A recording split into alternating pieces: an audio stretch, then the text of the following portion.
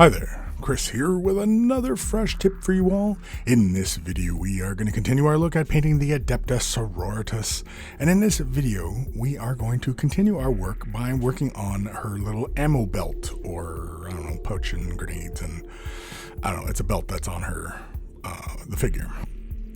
Red Brown XF64 from Tamiya is what we're going to use. We're going to use X20A thinner, and we're going to use a Badger Patriot 105 spraying at around 25 psi.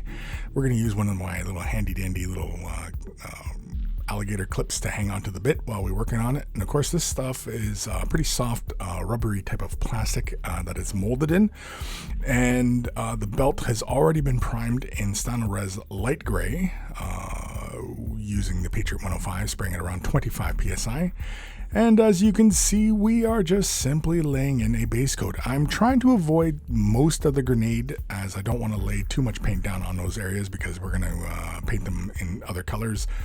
But otherwise, pretty much the belt themselves and the pouches are getting a base coat of this red-brown. Also trying to avoid those little, I don't know, the little imperial icons there. One hangs off the center in the front of the belt, and as well as the back of the belt as well. And of course, once we're all set and good to ready to go, you can see we're going to move on to some red-brown and a little touch of flat black. I didn't have on hand a darker brown, as it were, so I'm using the residual amount that was in the airbrush and dropping a drop of the flat black in there. I ended up adding about 2 drops into the mixture, giving me a nice dark brown. It looks really dark there on that little test spray, but it's actually not quite that dark. It is pretty dark though, but... And with this, I'm spraying kind of straight up at the pouches and the belt. And really all I'm looking for is some shadowing, some shading, some shadowing. Basically all we're doing is we're just spraying it straight up at the details. Also, I also lay a little bit heavier amount inside the belt, just because when this gets slapped back onto the model, it provides, nice dark tones. We're not going to worry about painting those interior details. Just because I don't think really anybody's going to see that. We're more concerned with the outer surfaces of it as well. In hindsight as well, I probably could have cleaned the belt, the mold lines and stuff off the belt a little bit more, a little bit more than what I did. But again, it was kind of this funny rubbery material. We're using red brown, some flat white, and I'm going to use some retardant as well. This is the Tamiya retardant. And I'm just using about 3 or 4 drops of the brown, 1 or 2, a little bit better than 1 drop of the white, and about 4 drops of the retardant. And I'm going to switch to my 1/4-inch brush here. It's a flat broad end. And with this, I'm basically going to begin kind of an overbrushing onto the area just to provide a bit of the highlights. So I'm really concentrating the brush strokes along the edges in the typical fashion in which we do for miniature painting. I'm just kind of catching the edges and trying to catch some of these upper folds.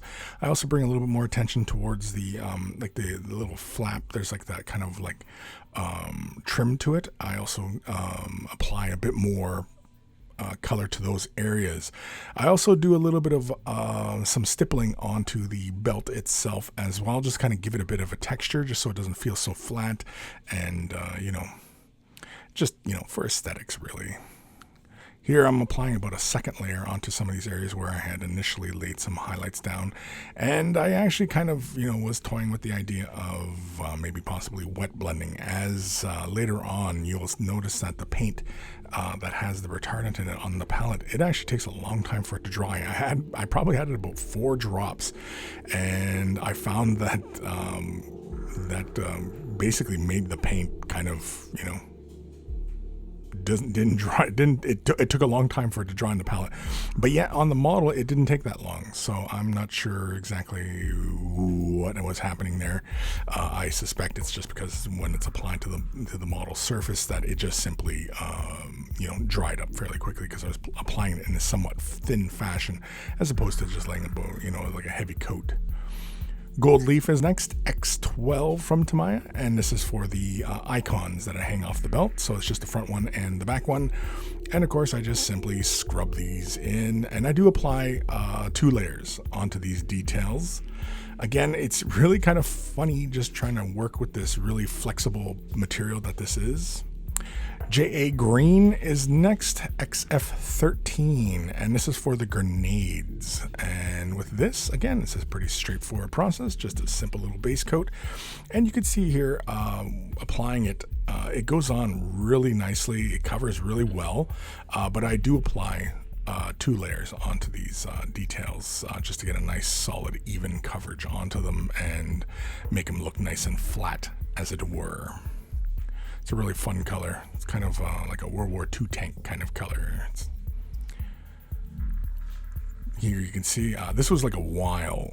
This is probably about like half an hour afterwards, and that paint was still wet. And Tamiya does not take long to dry, but this, when you add the retardant, it can take a while. It's a little bit of an experiment as well for me. NATO Green is next. This is going to be for our highlights. Again, basically I'm going to do an overbrush, basically concentrating most of my brush strokes on the upper portion of the grenade and trying to catch some of those little plated segments on that surface. Again, I'm not too concerned about, highlighting individual. Also, another thing I haven't really tried is like a dry brushing technique, which is why I've just been doing this overbrushing, basically where you have a fair amount of paint on the bristles and just simply drag it across, similar to what we do with dry brushing, but the paint is still very wet. Raw Umber Hue is next with a drop of Liquitex Flow Aid. So 2 drops onto the palette, and I add 2 drops into the paint. I'm going to switch back over to a sable brush. It's a GW Shade Wash brush. And with this, I'm going to apply this on the icon, the gold areas, as well as the leather pouches, and pretty much I'm just going to hit the grenades as well. It's going to just provide a little bit more shadow, create a little bit more separation on those little segments on the grenades themselves. For the grenades, I probably could add a bit more water, as it really kind of pulled the color down on those grenades, but that's okay. And on the leather pouches and such, adding this darker color actually helps with that initial transition that I initially had with the previous highlighting step. And it was kind of like a really kind of a sudden jump in highlight. And once I let the shade wash dry, it helped blend that all together. We're going to jump over to Gunmetal next with our detail brush, and this is for her belt buckle as well as the little doodads on the grenades, where I guess you would imagine like the pin is. Oh, and we also do the buttons on the pouches as well. Again, this is just quickly picking them out. The details are actually pretty soft, so it's actually kind of hard to discern where exactly. The buttons here on the pouches, I figured, why not metal, just, because. And again, we're just using the detail brush. I'm just quickly applying quick little layering onto these details, and we'll pretty much just move forward from that point. Flat black is next, all on its lonesome. I thought I had a gloss black, but apparently I don't. So, because I'm going to paint these beads. I assume they're beads, kind of like rosary beads, and so I just approached it from that kind of aspect, and so I just simply painted them dark and black. I could have given them a gloss coat afterwards, but I decided against it. And again, you can see here just a quick little base coat on those beads. I assume they're rosary beads. I have no idea. Shading Gray is next from Golden High, or not High Flow, but it's just from Golden, with a drop of Liquitex Flow Aid. It's just really 1 drop on the palette, a little bit of Flow Aid, and this is going to be for the metallic areas. And I also hit the buttons as well. Simply just apply a little bit around them, and then I just quickly use my finger to wipe off the excess, just so that the metal pops back out again. I could have also used it on, I don't know, the grenades, or, adding more shadows into the icons, or, anything like that. And for anybody out there who's following along, you can pretty much do the same kind of thing as well. You could probably, in fact, when we did the Raw Umber Hue, we probably could have just did the entirety of the metals as well. We probably could have did the metals before we did that. I'm going to jump over to Titan Gold next. This is a Tamiya paint. I'm going to use my 1/4 inch brush, and basically turned it into a chisel just so that I can do a bit of overbrushing onto these areas. Again, normally I would use like a technique like dry brushing to accomplish this portion, but again, I've not dry brushed with Tamiya paints, so I have no idea how it's going to react or anything like that. I assume it's going to react kind of like, any other paint, but I don't want to experiment on a piece that I'm actually working on for the camera, for filming, right? But otherwise, that is it. Just a quick little edging and bringing out the gold just to really kind of, bring it into sharp relief. And of course, that'll be it for the belt. Next thing you know, we can slap it on and we can either move over to the chainsword or we can maybe freehand an icon on the cloth. Big thank you to my patrons. Without their support, these videos would not be possible. If you're considering Patreon support, click the link in the description below. There are various tiers to support at, and a huge, huge thank you to everybody who does. Take care of your brushes, and they will take care of you.